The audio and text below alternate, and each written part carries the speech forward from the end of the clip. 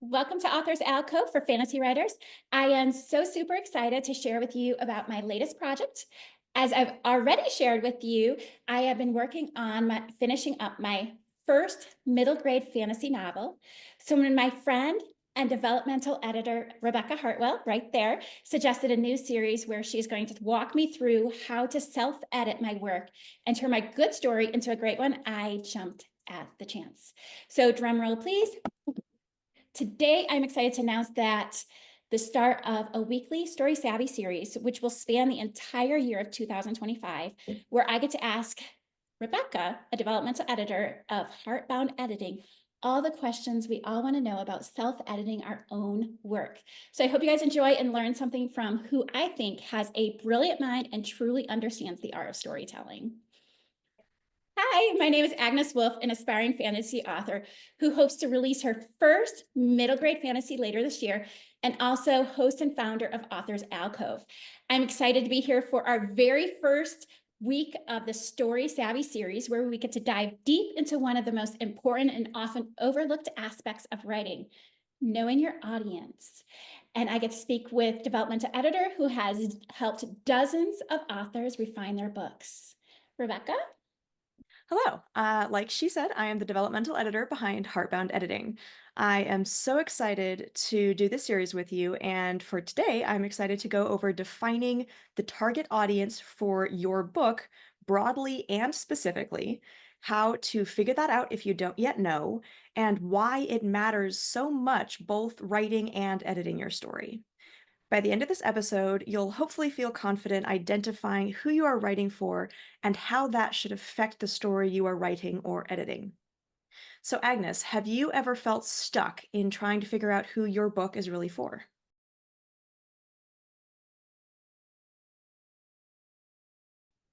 Actually, yes. For me, I've really wrestled with whether my personal book is, or my work in progress is middle grade or young adult. And I've gone back and forth several times. But before we go there, I'd like to start out by asking, does knowing my audience even matter before I write or before I start publishing or marketing the book? When should I have that answer of who my audience is? Great question. So most of the time when you hear people talk about audience, it's very specifically for that publishing process. It's for marketing and knowing where you're putting it on a shelf, if it's physical, what category you're putting it on in the digital spaces. So you can find a lot of information about that, but it also matters taking it back a step in the editing process. And if you want to go back another step in the drafting, it really, really does, because who you're writing to will have massive effects on the story. If you're telling this story to your grandmother, you're going to tell it very differently than if you're telling it to your best friend or if you're telling it to your niece or nephew. So, deciding who you're telling the story to is a lot more than knowing who you want to read it. It's very much also knowing how you're going to tell it because of who your audience is. So, from that perspective, knowing your audience as early as possible is going to give you your best advantage in making sure that you're writing to that specific audience and doing so in a way that will connect with them.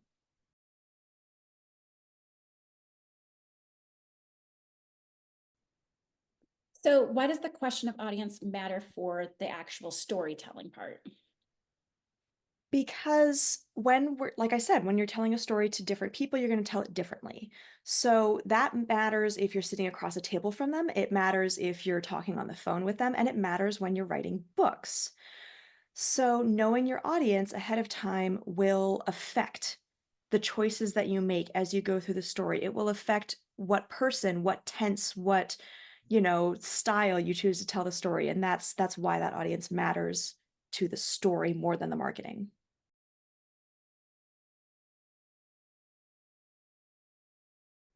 So, how specific and or broad should our audience description be? Like, what do we need to know about our target audience, and how specific should we get when we're thinking about our audience?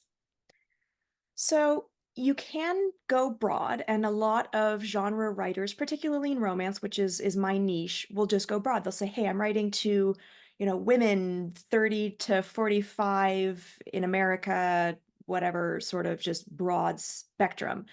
But that's again more on the marketing side. When you're thinking about the storytelling side and for the series, specifically the self editing side, I suggest getting as specific as you possibly can, ideally down to one person. So if there's someone in your life that you're like, hey, this person is my target audience, then that is fantastic. And you don't have to, create this perfect avatar like you would with your characters. It can be a real person, it can be a hypothetical person. I know plenty of authors who write to their future selves or their a version of themselves that they used to be, that kind of thing. So going broad for the marketing is a good idea, but getting really, really specific for the drafting and editing is what I recommend.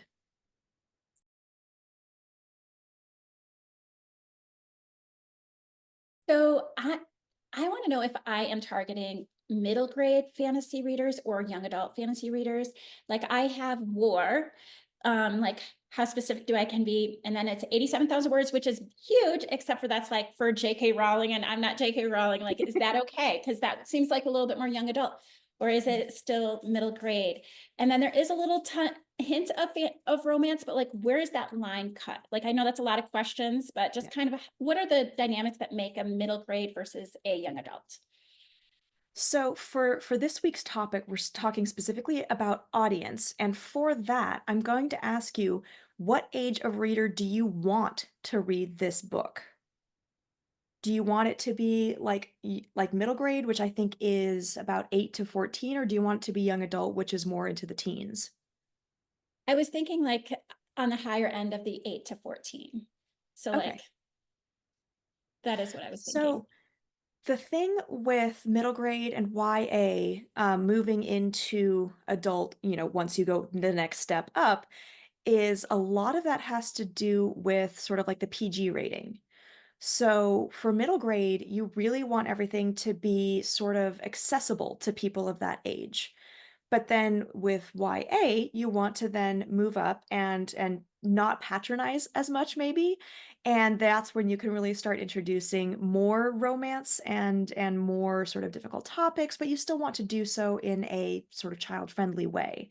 So for knowing your audience, I would say just sort of pick an age.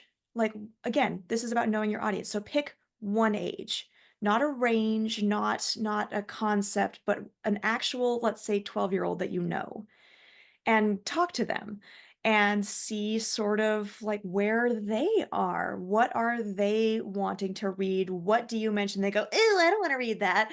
So that's part of why knowing your really specific audience is so helpful, is it can answer questions like this. Because if your specific 12-year-old that you're writing to wants big battles and a little bit of romance and all of that kind of stuff, that's great. That's what you're gonna write then, that's who you're writing to. But there are other 12-year-olds who aren't there, who don't want that kind of stuff, who really want to be reading, Harry Potter 1 kind of content. So that's a big part of why knowing your specific audience is gonna be helpful. So when you're making this choice, bear that in mind because you cannot please everyone. That's a big part of all of this is you cannot please everyone. You are not going to be able to write a book that is just right for every 12-year-old or every 12-year-old's parents. Um, so pick your 12-year-old that you're writing to and write to them, or 15, and making that call is going to tell you whether it's middle grade or YA.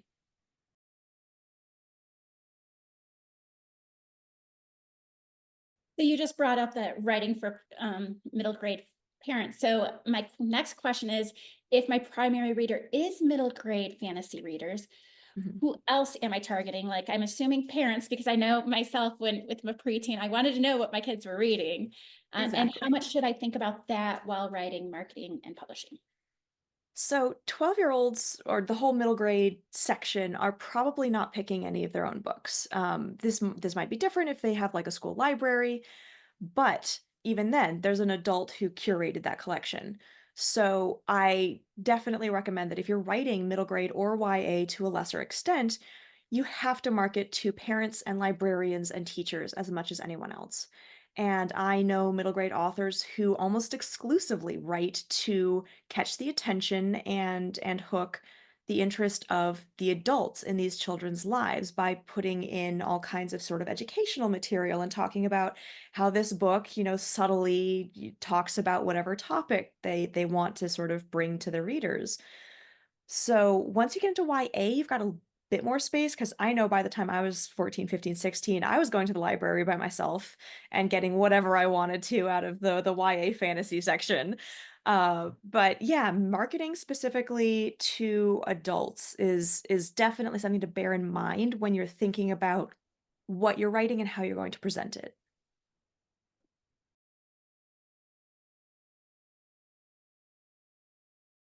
So how should we actually be using these answers to direct, check, or change our stories as we are writing them? Should it impact what I write as far as my narrative tone or my style or the complexity of what I write?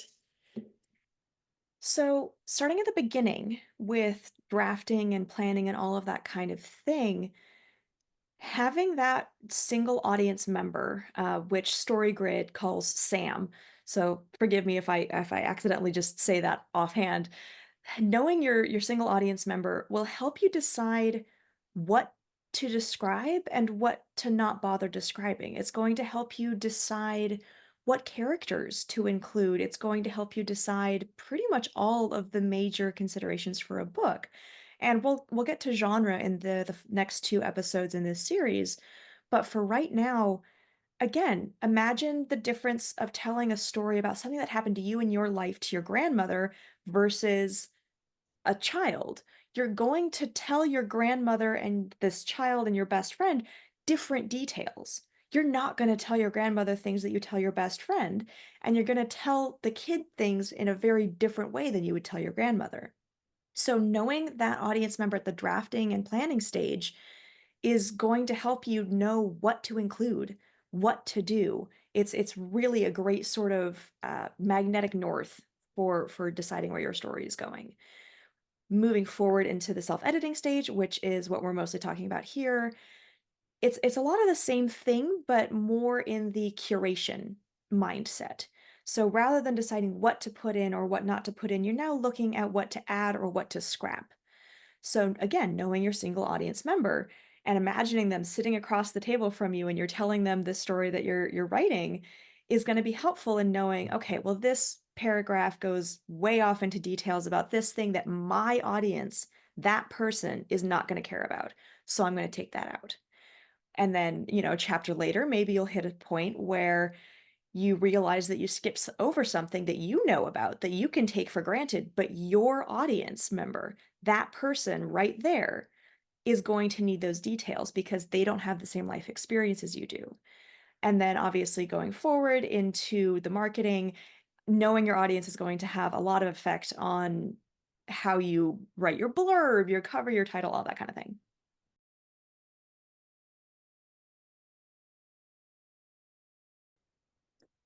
So I know like right now I feel pretty safe with the dragon idea because it's pretty much kind of a trend right now. But how much should we be pay attention to like current trends or current events and how should we allow it to impact our understanding of our target audience? So I would say you should consider that some, but it should never be the core of why you're writing or what you're writing. And primarily, especially with like middle grade and YA, so with your genres, one of the biggest considerations there is that different generations, especially now that we're getting into the 21st century and technology is moving forward so fast, are going to have very different experiences of their different life phases than generations before.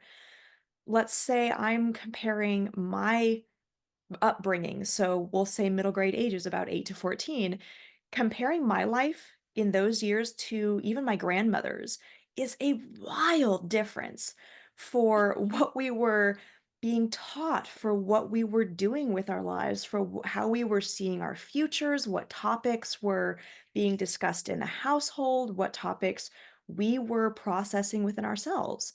So, considering that specifically for your genres about what are kids of those ages stressed about right now? What are they excited about right now? What are they talking about with their friends? And those sort of considerations are relevant. Now, it's a little bit less relevant if you're fully in the fantasy space where there is not technology and there is not, schools as we have them today. But understanding the mindset things still count for an awful lot, especially when you're writing for a younger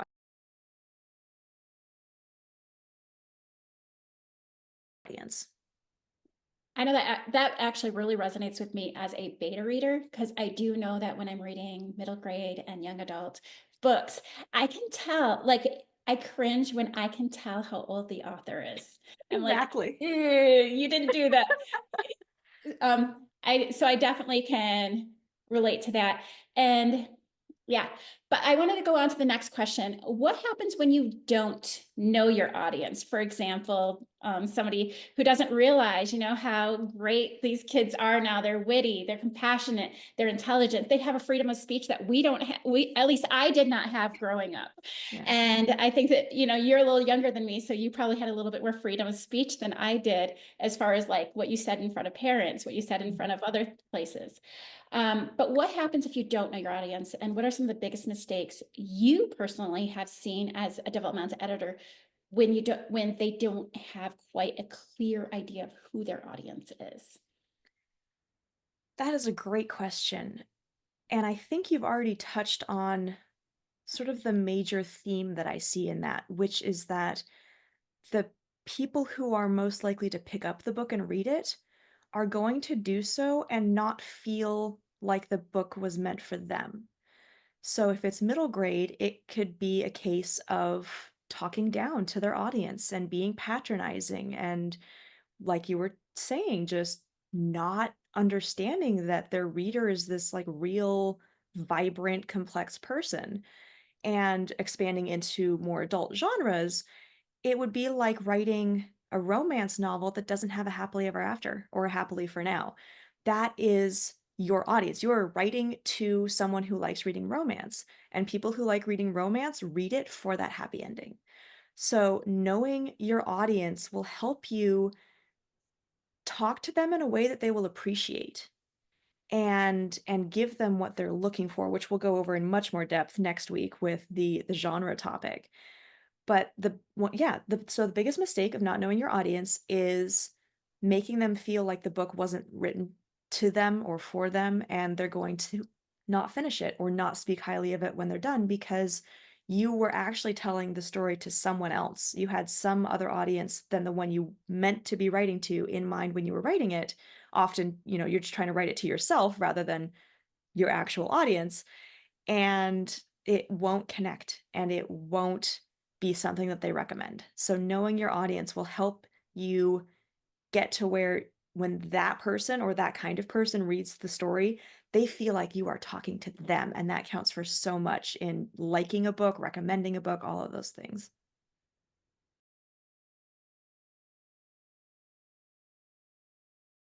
I know when I first started writing my book, I was not sure whether it was middle grade, young adult. And so I just started writing. What should we do if we are stuck on figuring out our target audience? Should we just set that question aside and move forward and just get the book written? Or let's say if a listener gets through this episode and still doesn't know who their target audience is, what should we do? So you don't have to know your audience to start writing the book. And if that's the reason that you're not getting started or not finishing the book, absolutely, completely ignore it. The primary goal is always get the book written. But that being said, having anyone in mind is going to be better than having no one in mind. So if you're writing middle grade, you don't have to pick your perfect 10-year-old, 12-year-old, whatever it is. Just pick any child that you know, any kid, and just be like, okay, in my head, I'm kind of writing this to them. Or if you're writing romance, pick anyone you know who likes romance. And in your head, just have them sitting across the table from you as this hypothetical audience because it's a lot easier to change who your single audience member is later than try to invent one from scratch. So if you're stuck on this, if you're not certain, just lower the stakes and stop trying to figure out perfect and just pick someone. And again, this doesn't have to be a real person. I just find that is easiest for people to grasp. But having any idea, one sentence like, "Hey, I'm writing to a 12-year-old girl," is a mile better than not having that sentence in your head while you're writing.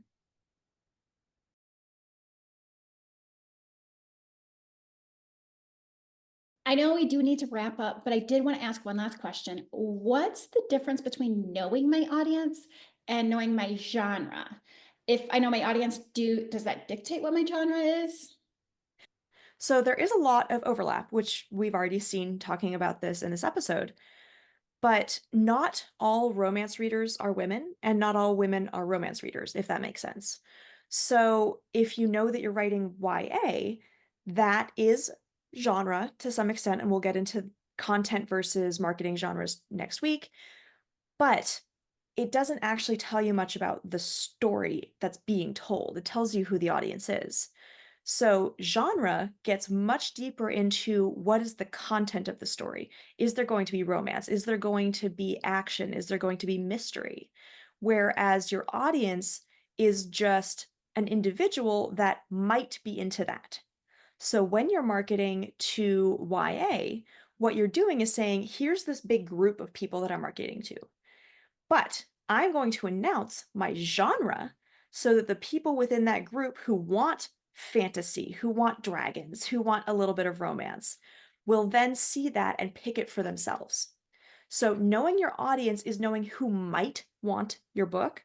Knowing your genre is knowing how to tell that whole group of people, hey, this is what I've got. So, anyone in this group who wants it, come to me.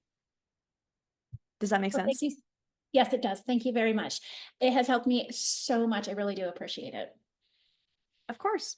Knowing your audience is such a key piece of crafting a story that truly resonates. Next week, we'll take it a step further into nailing genres and subgenres, which I've mentioned earlier in this episode. And now that we've identified who we're writing for, we'll explore what they're looking for and how we can tell them that we have the perfect book for them, like I was just saying. For now, I really want to thank our listeners. If you could help us out by liking and subscribing to the Heartbound Editing podcast and the Author's Alcove podcast, we would be very grateful. And you can find lots more content for fantasy authors and readers there beyond this series. And I can't wait to talk about genre. Really looking forward to it. See you then.